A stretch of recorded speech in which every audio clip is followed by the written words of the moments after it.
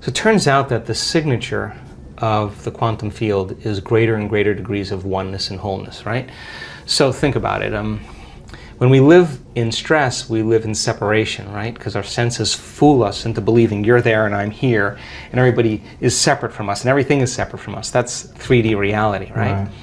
But as you start opening the center, all of a sudden, when you become nobody, no one, no thing, nowhere, and no time, right? That's the moment that your consciousness lines up with the consciousness of the field. That's when you are totally present.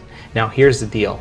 If I can get people to believe that just because they can't see something doesn't mean it doesn't exist, if they can just connect and pay attention to that field and stay present with it and become more aware of it, moment after moment after moment, every interaction with that invisible field, every experience lays down new circuits in their brain for them to perceive more of it, right? So then as they keep their attention on it, they start moving closer and closer to it, so they experience less separation and more oneness and wholeness. So then when that happens, there's a cascade of all kinds of physical and chemical and energetic things that begin to happen. So for me, the best way that I can describe that field is it's intelligent love. It's greater levels of order and unity and oneness. And when you strike it and you hit it, it is the most incredibly electric feeling you will ever have. It is the most familiar, unfamiliar feeling you will ever have. You will swear that you are ancient in that moment, and you will connect. And it won't be just like love for your puppy. You will feel it in every single cell of your body. And I mean like a vibration, a coherence, where your body becomes electric. And the only way we can describe that is love. You taste that one time. You want it all the time. Oh, here's what I say. I always say, the first time it happens, the first time it happened to me, and every time since, when I come back to my senses, I always say the same thing. Joe Dispenza, you got this all wrong. Because some veneer, some conditioning is lifted, and you start realizing that the way you think life isn't that way. So now, when I've had those moments, Louis, I have said, there cannot be any more love than this until the next experience. Till next time. I mean, how much is there, right? I mean, wow. you get super humbled. When was the last time? Ooh, about 5 days ago, yeah. What was the moment? Ooh, I just had a very profound mystical experience. I was, I'll tell you the short story. And how often does it happen also? I don't know. I mean, I live for them. Yeah. So you try to do it every month if you can? Or no, weekly? I just do the meditations, and then when they happen, if I'm just in the right place and I don't have a plane to catch or an email to answer, and I have a little laxity and I can kind of surrender into the moment, I just, I had this incredible, I don't know how to describe this, but there was a geometric pattern, like mandala, I don't know what it was, and it moved right through my entire body, and it was like working with me, with my physical body, and wow. If I could surrender to it, it was just incredible bliss. I mean, incredible bliss. I mean, I don't know how to describe it. And wow. and when that occurs, when it happened to me, I had this. My heart was just lit up. Like it was an experience. It wasn't a physical experience, you know. It was from within. And here's the weird thing: every time it happens, my heart feels alive. Like it lasts for days. Like the emotion from the experience lasts for days. And people are like, "What's up with you?" Like, what? And you're just kind of got so this, joyful. You got this big smile on your face. I just am so happy to be alive, right? And so I think that independent of, listen, I now know, I mean, we've measured genetic changes, hormonal changes, neurotransmitter changes. We've measured immune system responses by trading fear for gratitude. We've measured gene expressions. We now know that people can signal the gene to reduce cancer and tumors, signal the gene to grow new neurons. We've measured this. Signal the gene for stem cells to go to damaged tissues and repair them. Oxidative stress gene signal. We've seen that in our students. Now here's the deal. After all of those studies in the last 6 years, you can't tell me you're too old to do this work. Can't tell me that. We got people in their 80s doing miraculous things. Can't tell me you're too sick to do this work. We got people that were at the end of their life, stage 4, and turn that battleship around. Wow. You can't tell me that you had too turbulent of a past to do this work. People that were really rough pasts that are now free.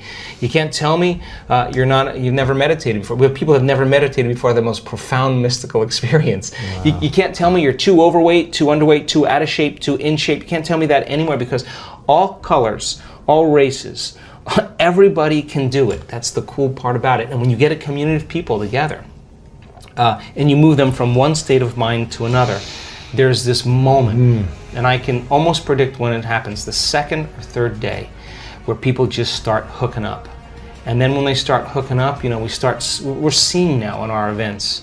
I mean, a lady that was blind from birth, 5% vision, by the end of the event was seeing. I mean, wow. How do you explain that? We had 3 people in the last 2 events that were deaf that are hearing now. Wow. People with crutches that were limited, or walking without crutches and canes, spinal cord injuries, I mean, Parkinson's disease, in a week.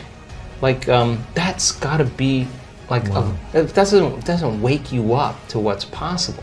And you're witnessing a tumor on a woman's thyroid that was there at the beginning of the event, is gone at the end of the event. I mean, wow. like, you gotta scratch your head and just go, wow, the reality isn't at all the way I think it is, right? And so there's this humility that comes, like, well, I don't know anything, but I'm willing to go down, push the envelope a little bit more.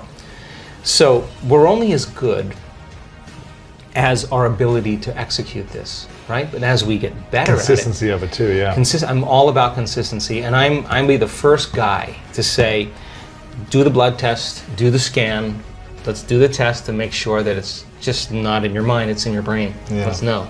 So now the evidence then supports it, the testimonials support it, and all of a sudden people now are beginning to wake up to what's possible. And just like the 4-minute mile.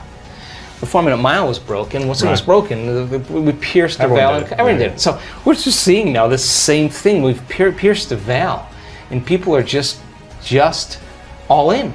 They're not 50% in, they're all in. And my goodness, we're creating this kind of wake and momentum, but not just for healing, but for creating new jobs and new relationships, new opportunities. Abundance, everything, yeah. Whatever it is that they want. People come to the work for all kinds of reasons, and I don't really care. But by the time they start doing the work, all they really want to do is give.